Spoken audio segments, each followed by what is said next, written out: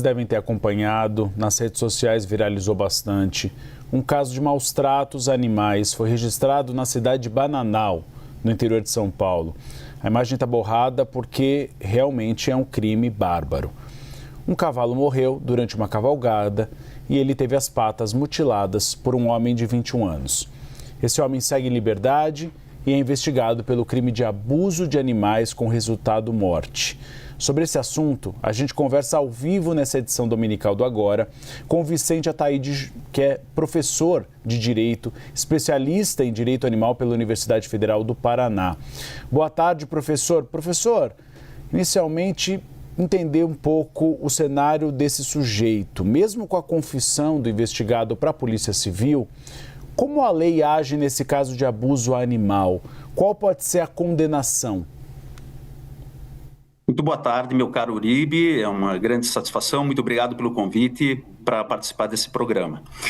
Eu acho que é importante inicialmente esclarecer ao nosso público que a proteção dos animais no Brasil, ela já é feita pela Constituição Federal, que contém uma regra bastante importante, que é a regra da proibição da crueldade contra animais. Isso tem sido, de fato, muito relevante, porque tem gerado, inclusive, decisões do Supremo Tribunal Federal na proteção dos animais e o reconhecimento que os animais precisam ser protegidos como indivíduos, porque têm uma dignidade própria que tem que ser protegida. E para regulamentar a Constituição Federal, lá em 1998 foi editada a Lei dos Crimes Ambientais, que contém um capítulo só para tratar de crimes contra a fauna, dentre eles o crime de maus tratos contra animais. O problema, meu caro Uribe, é que lá em 98, portanto no século passado, quando essa lei foi elaborada, as penas atribuídas, para quem comete esse tipo de crime ainda eram penas muito baixas. Veja você, uma pena de 3 meses a 1 ano, que não possibilita sequer prisão em flagrante. Uma repressão penal mais efetiva desse tipo de crime. Nós tivemos um pequeno avanço em 2020 com a famosa Lei Sansão. Sansão foi um cachorro que teve as suas patas traseiras decepadas, olha a coincidência, e esse caso provocou uma reação do Congresso Nacional, que aprovou a Lei Sansão em 2020, aumentando as penas para o crime de maus tratos quando a vítima é cão ou gato. E, de fato, de lá para cá, as polícias, o Ministério Público, o Poder Judiciário passaram a estar mais aparelhados para reprimir os crimes de maus tratos contra cães e gatos. Mudou muito a situação de 2020 para cá, quando a vítima do crime de maus tratos é cão ou gato. Mas, como você pode mesmo verificar, nesse caso de Bananal, a vítima era um cavalo. E aí, para os cavalos, como para todos os outros animais que não sejam cães e gatos, vale ainda a pena mais baixa, de 3 meses a 1 ano, que não permite a prisão em flagrante, que não permite um processo penal mais efetivo e, consequentemente, o infrator, ele se safa do crime de uma maneira realmente mais fácil. E por isso, é indispensável que o Congresso Nacional venha a atuar, aprovar os projetos de lei que estão em tramitação para o aumento de pena dos crimes contra a fauna em geral, mas especificamente do crime de maus tratos contra animais, para incluir os outros animais, não apenas cães e gatos. Então está faltando, de fato, uma atuação do Congresso Nacional, dos deputados e senadores, para elevar as penas do crime de maus tratos a um patamar suficiente para permitir que o delegado de polícia, que o promotor de justiça, que o juiz de direito possam atuar de uma forma mais rigorosa e impedir que casos tão brutais, tão cruéis como este ocorrido em Bananal venham a se repetir.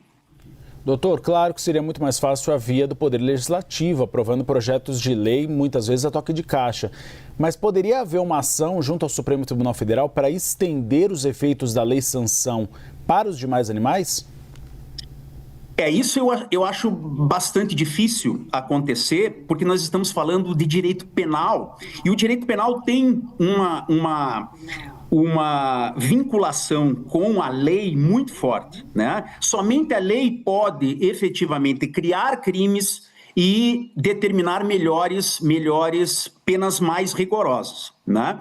No entanto, meu caro Uribe, é possível, e nesse caso específico de Bananal, as entidades de proteção animal adotarem outras medidas, não propriamente criminais, para a proteção dos animais. Nesse caso específico, um juiz de direito da comarca de Bananal já determinou, isso já foi noticiado na mídia, que o infrator, esse jovem infrator, não possa mais, isso foi uma liminar deferida pelo Poder Judiciário na comarca de Bananal para impedir que o infrator mantenha consigo outros animais, né? Mas isso no âmbito civil, ou seja, não criminal. São outras medidas importantes que podem ser adotadas, ainda que fora da esfera penal, para a proteção dos animais, porque nesse caso específico, o infrator muito jovem, e existem muitos estudos que apontam que as pessoas que cometem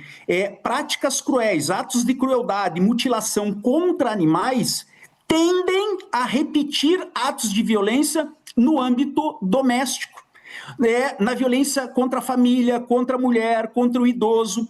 E isso é muito bem documentado, cientificamente documentado, o que gera, de fato, a necessidade de um acompanhamento do caso, porque nós chamamos até de teoria do link, ou teoria do elo, essa conexão da violência com animais e a violência doméstica, violência contra a mulher. Por isso, é um caso que merece um acompanhamento das autoridades públicas, porque a periculosidade do jovem infrator é bastante intensa. Traços de psicopatia, né? Que essas pessoas podem acabar cometendo outros crimes depois de fazer esse tipo de barbaridade com os animais. Doutor, rapidamente que a gente tem que encerrar a nossa conversa, porque o jornal é curto. Como as pessoas podem denunciar eventuais atos de crueldade contra animais? Isso é muito importante.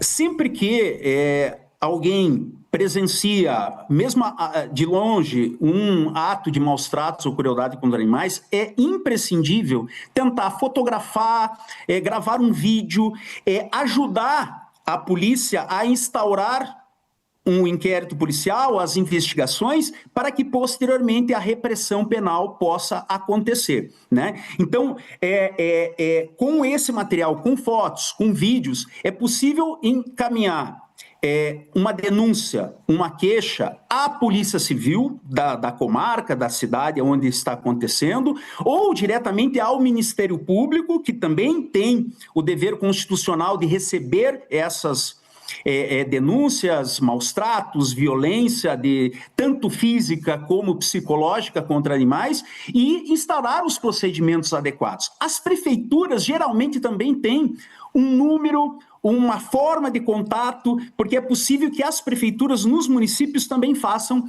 a fiscalização de maus tratos e verifiquem a ocorrência ou não dos crimes para depois acionar a Polícia Civil, os órgãos de controle. E a Polícia Militar, a Polícia Ambiental sempre pode ser acionada quando o crime de maus tratos está acontecendo, né? Verificando que o crime está acontecendo, a Polícia Militar, a Polícia Ambiental deve ser imediatamente acionada pelos números de telefone usualmente disponíveis. Eu conversei com o Dr. Vicente Ataíde, que é juiz, professor de Direito e especialista em Direito Animal pela Universidade Federal do Paraná. Doutor, muito obrigado pelo espaço aberto nesse domingo. Um bom domingo para o senhor. Muito obrigado, Uribe. Eu sou fã do programa, sou assíduo espectador da CNN Brasil. Fiquei muito feliz de poder contribuir com esse assunto tão importante. Muito obrigado. Espaço sempre aberto, doutor. Muito obrigado.